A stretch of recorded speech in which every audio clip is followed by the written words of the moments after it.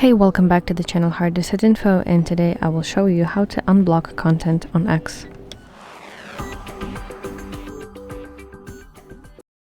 So if we are talking about sensitive content, then open your browser. I recommend you to use your browser because sometimes X application just doesn't show that option to basically unblock content.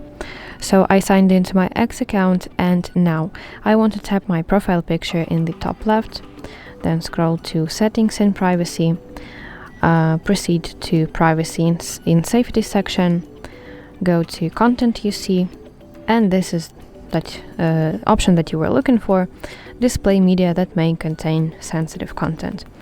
You want to have this tick in your checkbox next to this option. So basically this option should be enabled. And additionally, you can go to Search Settings section and find option Hide Sensitive Content, and you don't want to have any ticks put in this checkbox, so it should be disabled, this function. And that's it. In this way you will see sensitive content in your search results as well as in your X feed. That's it. Thank you for watching. If you find this video helpful, please like it and subscribe to our channel to see more content just like this.